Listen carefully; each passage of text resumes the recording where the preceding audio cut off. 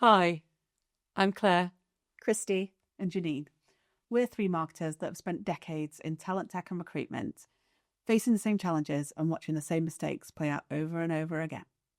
We started What's the Point because we're tired of the fluff, vanity marketing, and wasted budgets that never drive real growth. This podcast is straight talk for marketers and leaders who want marketing that actually works. No jargon, no egos, just hard-won lessons and practical advice that will help you scale your business. Marketers unite. We've all been there.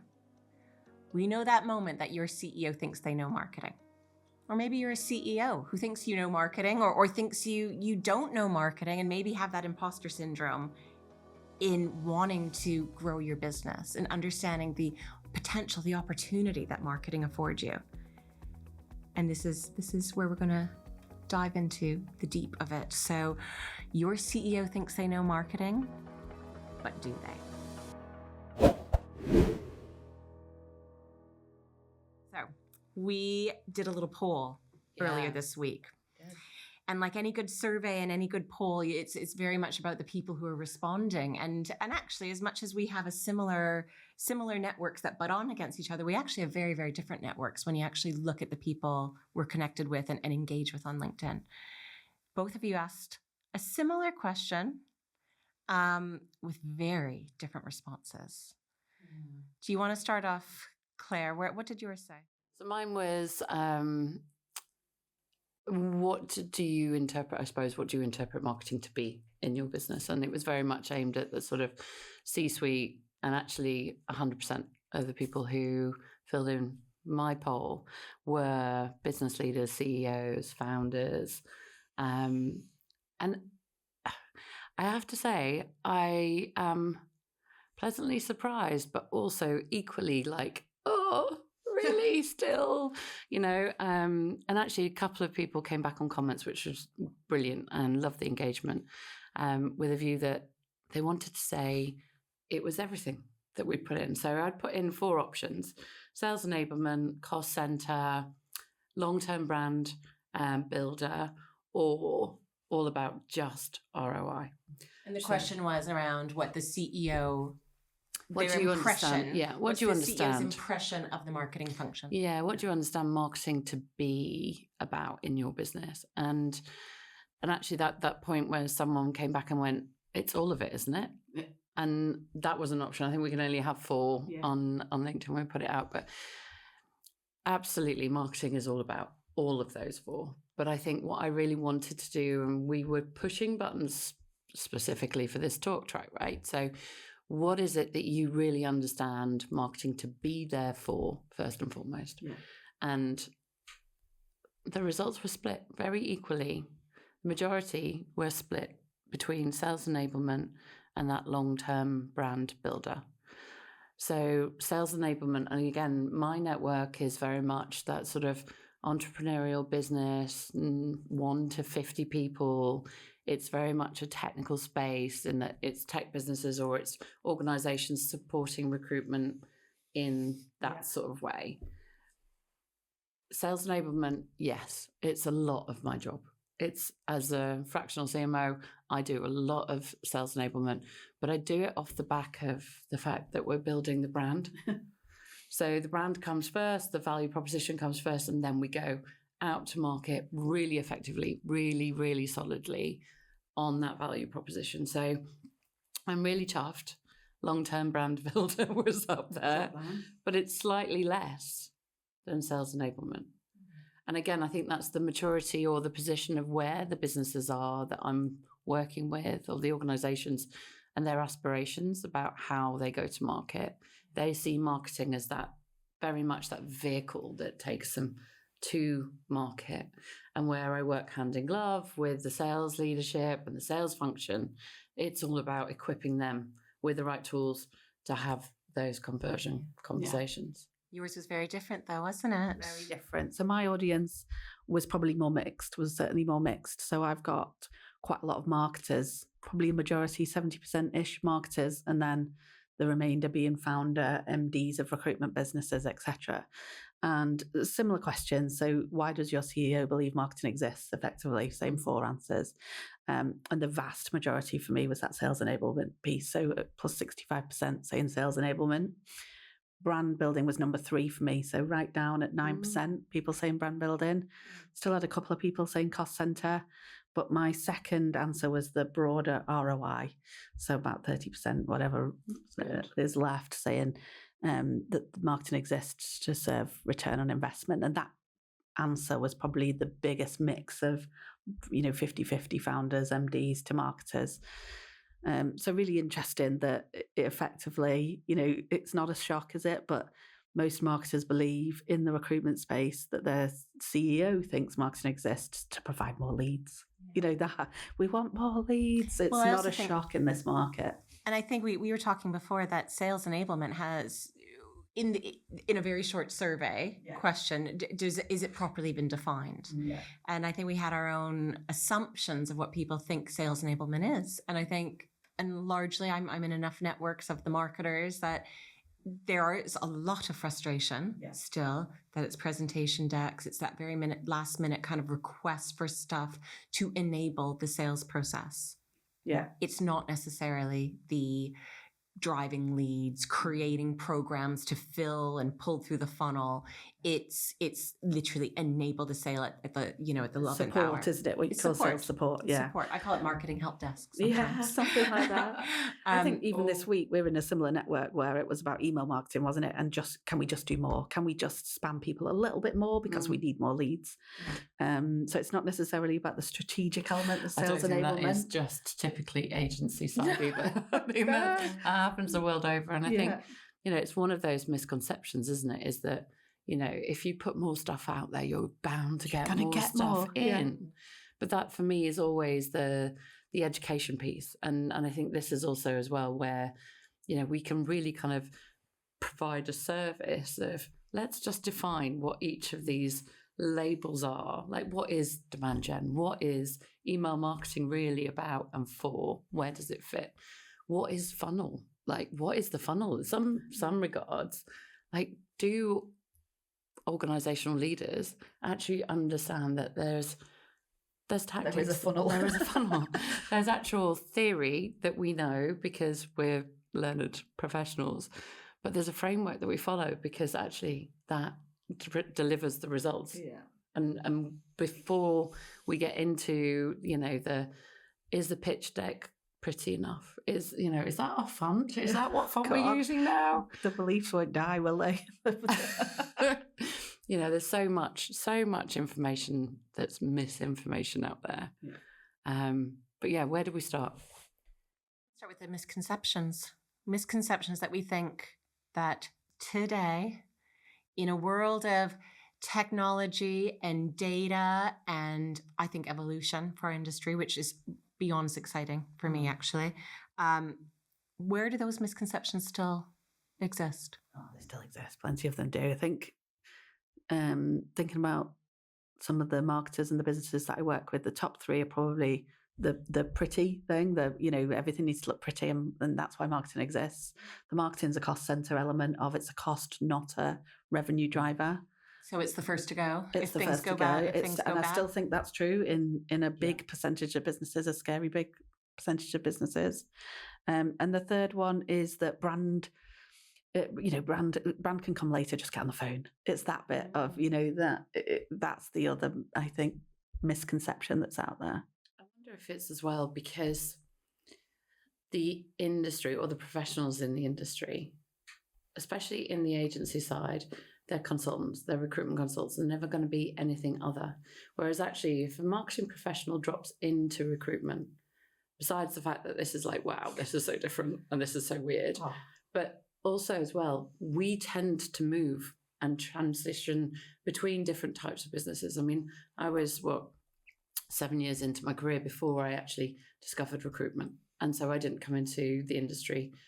Yeah. I didn't just fall into it. Yeah. I didn't just fall into it. But but you've also kind of then, you've been in all different corners of it and all explored, different aspects. You too, Christy.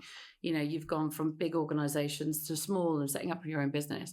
So we all have experiences outside of an agency. Whereas actually, if we think about the mechanics of growing your own recruitment business and being a recruiter, unless you stop being a recruiter, you're always a recruiter. And I think that mentality of, well, this is the things that we've done that have given us results. That kind of storytelling of, we did this to get that, so we just do that en masse now because you've never actually been exposed to anything else. Exactly that. So I think there's all of the world that's going on around us. Obviously, there's so much change, transition. It's actually really easy to see that kind of blinkered approach to growth and business. And I think the misconception is, I did this yesterday and it worked. Or I did this 20 years ago and it worked. So I'm going to see someone doing this. Yeah. And it's working. That's the other one. Oh, look at them. Look at them. They're doing this. Thing. The shiny thing. Yeah, the shiny new thing. Isn't it? You know, actually, one thing that I think is a real positive post-COVID for our industry is COVID shone a light on, it wasn't just about effectively who had the biggest team. You know, very much was, oh my gosh, on LinkedIn, they say they have 100 people. They say they have 120 people. I need more headcount because that's the badge of honor. And COVID came and suddenly they had to still retain those offices. They still had to retain those subscriptions, all the technology subscriptions, the cost of running a desk. And suddenly that was no longer a bragging right. Yeah. And what's, amplified it now is also the technology and a real positive, if you could take any of them that's come out of maybe quieter times, COVID time, and then there was the big upswing after that. But then more recently of the last 24 months, it's given people a little bit of pause to say, okay, we can't keep doing it this way. This isn't scalable, and it's no longer a badge of honor just to have lots of people, because that actually equals a lot of costs. Yeah. How can I actually make it more efficient and more profitable to actually create something that has a bit more strategy? Yeah. And I agree with that, but I also think we haven't moved. There's a lot of talk about that, right? It's not just numbers. It's not just this. People, we should be working to make consultants more efficient. But the reality is, and my very, very first job was a recruiter. I did 9 months as an education recruiter. I know I was poor at it, but hey, I think the reality is that my targets then were 10K a month. The target now, and I'm not going to say how many years, but a lot of years later, it's 10K a month. The expectation is the same. So yeah, we talk about it. Let's make consultants more efficient. And sure, the best ones are achieving way above that. But the best ones are just achieving above that. We still talk about that being the point of difference. That's the number. Yeah. And how is that possible? I think that's in the methodology of consultancy, right? So as an agency, there's always going to be, slightly different from exec search to, of high street versus specialist. There's slightly different, but the nuances of a consultant's job is, and we've talked about this for time and time again, a consultant's job is 90% marketing. They're relationship developing, they're outreach, they're communicating, they're doing all of the things that we can do en masse. Building credibility, yeah. And building their brand or knowledge or viability in a marketplace. I think what becomes even more important, and again, it kind of goes back to that myth piece, is that actually a marketing function is not just there to bring new clients or to bring new candidates when we're in that kind of market, but it's also to bring the consultants to the business, to the growth, to the scale. So we're constantly doing all of that. It's the employer brand, it's a commercial brand, it's the candidate experience. It's also the product, isn't it? And what are we selling? Yes, what products and services are we selling out there? Well, I think this is a big one right now. There's a lot of chatter about the contingency model and you only place the average, I think it's just gone up. Do you place 21% versus 19%? So that means you're working for free 80% of your life, which I think that's such an indication of what's broken about it. When I speak to business leaders about, well, what if you, instead of having just contingency, what if you can have an exclusive model? Or what if you could increase that fill rate from 1 in 5 to 2 in 5 even? What does that actually equal on your bottom line? What if you could get monthly recurring revenue? Like, crikey. We've just moved into the realms of business marketing. Oh.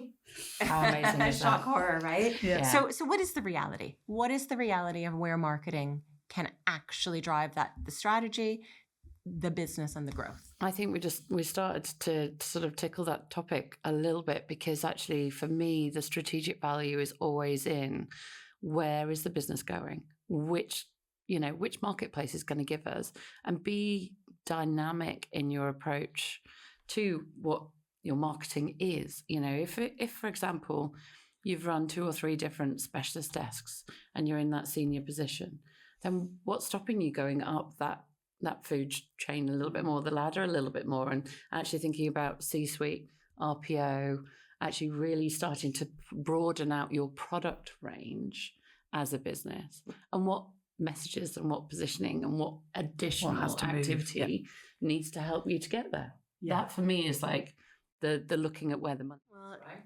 And I think where there is a go off piste with that, not successfully, is they see it as, I'm going to add a different vertical to it, a vertical that makes no sense whatsoever. That we've met this consultant, they want to join us, and we're going to start this desk to do it. So now you're growing multiple businesses versus a cohesive brand. And also as well, one of the biggest issues, and it's still the reality today, that new consultant joins, the brand doesn't quite work for them. So let's have a sub-brand. Yeah, let's stick the sector in. The sector underneath it, because obviously nobody will know that that's what we're doing. Totally. Unless we put a label on it. And the other one's location, isn't it? Like, 2 years ago, maybe 3, everybody went to the US, because, oh my goodness, we can make money in the US. There's no strategy. There's no, exactly. So, most of them didn't put boots on the ground. It's the same thing. It's always that see a tenner, pick it up, rather than look at what are we bloody good at and what could we offer in that space, and how could we get more out of it. How do we focus our markets? Just to add to that, because I think the funniest one is when you speak to somebody and say, okay, what markets do you serve? Well, we serve finance and accounting. Okay, excellent. So what geographies? Oh, worldwide. So you're servicing finance and accounting with 3 people in desk. You're servicing finance and accounting to the entire world. It makes the US actually look small in comparison to 300 million people that you need to find jobs for. This is one of my biggest issues, is the reality check of the world is huge. You can't possibly, as a consultant, know every professional in every organization. And so I start to do a lot of what I would call sector analysis. And I've done it for years and years. And again, it's a really good way of testing and understanding the purpose of the request. So, okay, we want to go into the US. We want to go and work with their big accountancy firms. Okay, so who are the accountancy firms? Well, I don't know that yet. I don't know. But we can definitely place... we can definitely get the 20% margin or 30% margin or whatever that is. That's the bit. And I think there is one caveat that has to be made here, because part of the reason of the US was not just in the here and now. It actually is one of the valuation drivers. So if you look at, what investors, what do they want to see from their purchases? One of the drivers right now, there's a legal organization that does this, who puts this information out. But it's it used to be a US or a German business. Now Germany has kind of fallen down a little bit. It's US, Middle East, and then Germany. But that's still different. So you can have that, and you can, if that goal and the ultimate goal is investment and or exit, go into the US, but do it strategically. You don't need every state. You don't need every market. And also, you're 100% correct if that's the goal. And I don't necessarily think it always is. I genuinely think for some people it's chase the £10 note that's flying along the floor. You're right. I don't necessarily think it is thought through as this is our goal, so therefore let's plan that. It's true for some. They go out and they do their research, they plan it, and we've seen it happen with some businesses that have done it really well. But it's the others that then see that and just see, we can make money and follow without any of that strategy, research, planning in advance. Let's talk about the good, the way in which that good reality kind of comes around. So, expansion and growth, absolutely key drivers for any business leaders and organizations. How do they really get it right? What are our examples of bringing all of that goodness to bear? And for me, it's being involved in that conversation, obviously. but not necessarily every marketeer in every organization is going to have one, a seat at the table, or two, be able to kind of project into that conversation. Or even be aware of what those goals are. Yeah. You know, especially when you do get around the investment and possible sale discussion, most of the time the leadership doesn't want the business necessarily to know. That's not always the case. Sometimes they're all working it collectively, but sometimes it is quite secret. So probably what we're talking about here, if we go back to your CEO thinks they know marketing, is it sounds like what you're saying, Claire, is that relationship. It's that how do you get that business alignment, leadership, vision? How do you align that with marketing? Yeah. I think a lot of it is, I mean, you know, marketing is all about relationships, in my opinion. I studied it about 400 years ago.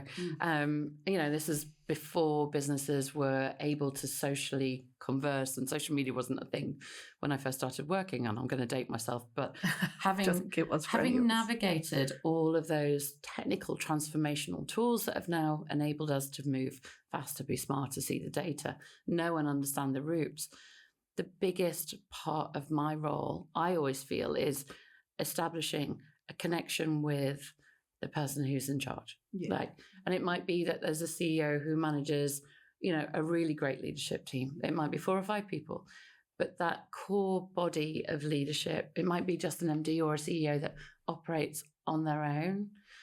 But I need to know, where do they get their ideas? Where's their inspiration coming from?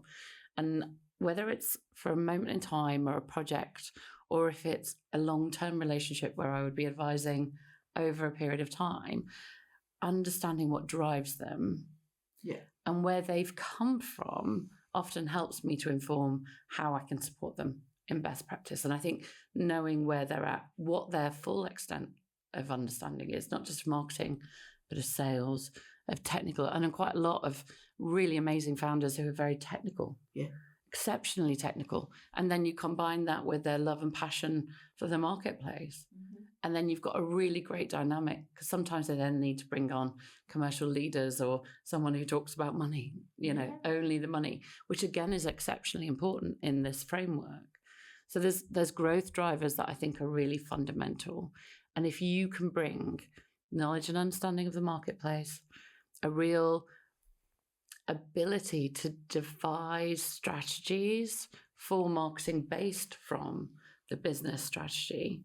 If you can kind of find your roots into that business strategy, you'll always have either a voice or a seat or the ear of someone who can help to bring that down to you as well, because you need that direction. I like the concept, I use it a lot, of, I forget who originally coined it, but the known unknowns. You know, there's the unknown unknowns, the known knowns, We don't know. But the known unknowns. And the best leaders that I've ever worked with have that humility and curiosity for life and for business to say that I know there are things I don't know. I know there are things I don't know about marketing. I know there are things that are technical that maybe is beyond my textbook or even experience of knowledge, but I also know where I want to go as a business. I know my swim lane of vision and strategy and growth, or let's say vision and strategy of where I want to get to. And I surround myself with the very, very best people who can all contribute to that, because those are the areas I'm not as strong in.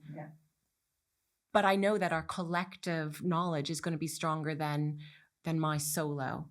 And that's not a sign of weakness. That's a sign of very, very great power. Exactly. The best leaders that I've worked with have been that kind of almost orchestra conductor, where they can see 100% and hear and kind of not afraid of someone being better than them. At not at all. Absolutely. Surround yourself by experts. That was the kind of best advice, I think, for CEOs I can. So what do you do then when that isn't the CEO? When you have that CEO who says, I know marketing and I know better, what happens? I think you, as a marketer, I think there's 3 options. I think know when to fight and fight with your data, bring data, at volume to the fight. Know when to adapt and protect your team, protect marketing. And finally, know when to leave. Sometimes the battle can't be won. I think those are your 3 options effectively if you've got the CEO that knows marketing. The relationship is really important. You're absolutely right. And if you can build that relationship in a clever, smart way that's genuine, then hopefully you get to a point where the CEO starts to see your perspective, and that's backed by data. That's part of the fight. Allyship as well within that space as well. Yeah, so bring your allies, build your allies. If you, for whatever reason, there's a clash or there's friction between you and your CEO, then find the ally. Not with a view that you kind of, bitch and moan and whinge and all of that sort of stuff, but you've got someone who can be in your corner. Yeah. And that, usually when you're in a junior marketing role, the one person that you really need on your side is the CEO, and for whatever reason they've not got time, they can't expendiate any energy your way. Find other senior leaders who almost as your sponsor. As sponsors, exactly that. Yeah, but I think you're absolutely right. Know when it's time for you to go. Yeah, as well. Pack up your shoes. And kind of move on. Yeah, and I think the markers are there. There's a lot of what I would call markers in terms of a good relationship and a good traction. And, that it is a really important dynamic, but it's not the only dynamic for you to be doing a good job. And I think understand it can take time. Relationships aren't built overnight, right? People don't change their thinking overnight. So it can take time. So understand that and bear with that. I think you might also need to learn and adapt to create that relationship in as strong a way as possible, especially if you're a junior marketer. There'll be things you need to learn. There'll be elements you need to grow into in that persuasion and influence piece that will help you build that relationship. Yeah. The other thing is for leaders not necessarily knowing and understanding. And again, through the years and different teams that I've managed and built up over the years, there's always somebody who's different. And there's always going to be someone who challenges your thought process in a way that you didn't realize that you needed to have that challenge. And I think managing people, and again, coming at it from a leadership perspective, there's so many lessons to be learned from people that you've got to be open and that flexibility to adapt, but not just from yourself, but also from, you're managing upwards and you're managing down too. You are. I remember, going into the room with the leader on maybe a quarterly basis. And this is across multiple countries. I'd fly around to different countries to have these same conversations. And one thing that was taught to me or I'd learned in this was just sit and listen. Yeah. Just sit and listen for about at least 80% of the time. Just sit and listen. And then, you can have your points, you can have your speaking points ready to go, but you come back in and you answer what you've heard. Okay, their pain point's this, here's your answer. Their pain point's this, here's their answer. And maybe you have, if you're lucky, you get that 60 minutes with them, but maybe at the end you have 5 minutes to be able to say, okay, and we also have this going on. But at this point they felt heard. You can also feel, you've just taken 45 minutes just listening to be able to tailor your programs to what they need. And equally, yes, you might have your data points and you can send them a deck afterwards, or maybe you have a little, I call it a sniper stat that you want to showcase, but you don't have to sit there going through a whole deck proving your worth, because they're going to have that much more confidence in you because you've actually answered where their pain point. Yeah. I think that would be, again, that would have been a great reality for me if it happened ever. The majority of the time I'd go in and I'd have that chat with the CEO, but they had done no prep. They'd got no idea who I was or what I was actually talking about. They just want to know what my problems are. That would be the opening question. And I think, again, the transition of good leadership now, thankfully, we're in a little bit more of a quality-based leadership sort of mindset. I'm so grateful to have had the experiences that I've had, but actually to be in a world where, humanity has risen to the boardroom and people are recognizing that people are, they're doing jobs and really valuable jobs. And there's that listening part.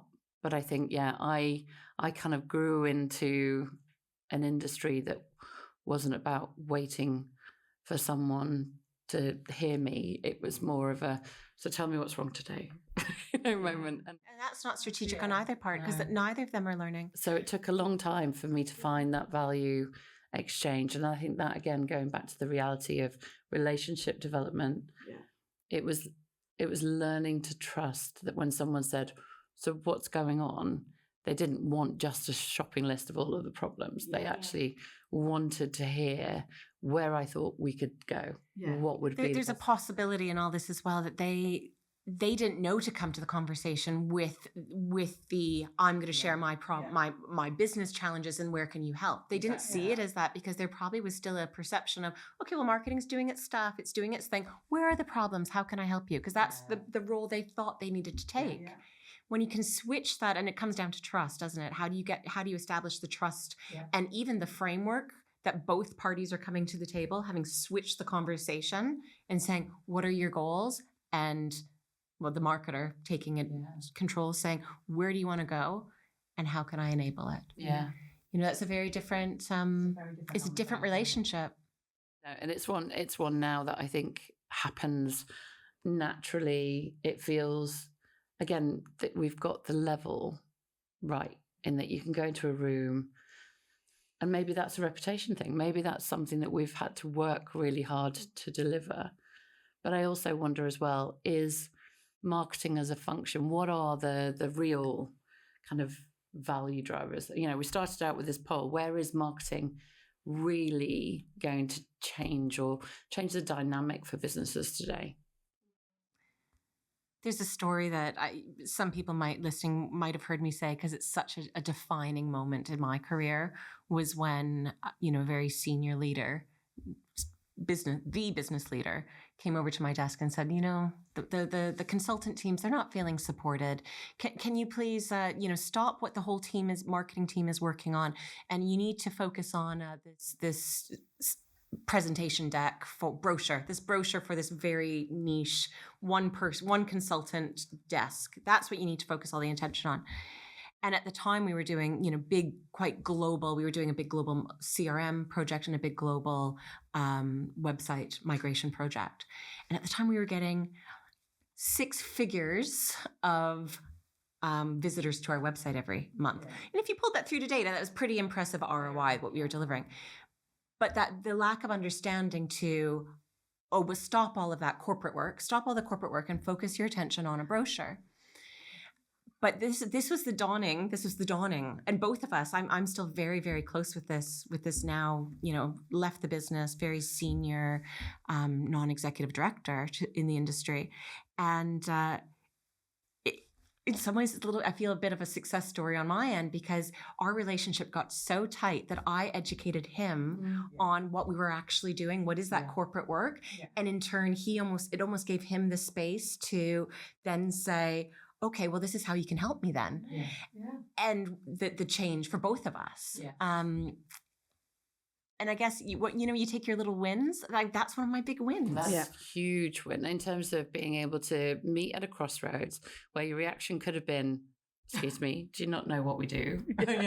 Very much and the like, rest. Really? You want me to stop? No, there is no question of being able to hold a web transformation and also a CRM. Like, that's just too huge. But the value of getting someone to realize what actual demand generation really looks like, what a content strategy actually can do to transform the reputation of an entire business, not just one consultant. And the kind of the nuances of having a workflow that has automation through your CRM, so that the candidates feel like they're actually being personally addressed and talked to, or know where they're at in terms of the process. Like that, for me, they're the golden threads of real value, of how do we get that level of understanding and articulation.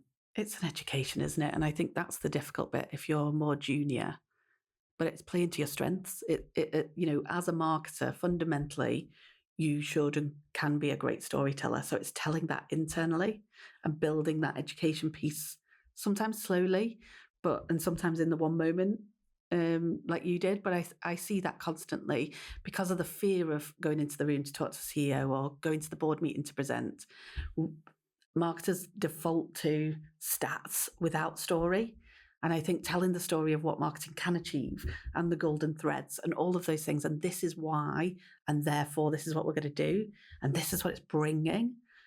Telling that story positions you entirely differently and allows you to educate without preaching, without getting defensive, because then we can all do that at points. Because, you know, your example of the brochure, that happens now. I know it does. Every marketer gets the, you know, we're not posting on the company page enough. You know, can we have this graphic? I need this deck. I need that brochure over and above the stuff that we know we're delivering. So it is about ongoing education. And for me, that's about playing to your strengths. Don't worry about who's in the room. It's play to your strengths as a marketer. Tell that story. Sell marketing as the golden threads, as the demand gen, as the engine to what we can do as a recruitment business. And we can do all of it as well. And I think that's the other thing, is that we're not saying we're not sales enablement. We're not saying we're not just here to create great branded brochures. We're saying we're there to do all of that, but mostly we're there to support the growth of the business as a whole. And return on investment. And therefore you need a prioritization. You can do all of those things, but prioritize them. And or even, I even think of it in terms of splitting up your time. You know, how much are we doing? If we have to do all of it, fair enough. But where are we going to, where do the levers pull to be able to do strategic on it? And as long as you've got that strategic umbrella over the top, you know exactly what tactics, what aspects, and where your time needs to be spent. It may well be that actually in the beginning of a 12-week campaign, you need to spend 3-4 weeks in the data, because you don't know which direction you're going to travel in. You don't know which segment is going to bite quicker. You don't know where your content threads need to kind of, or themes need to come from.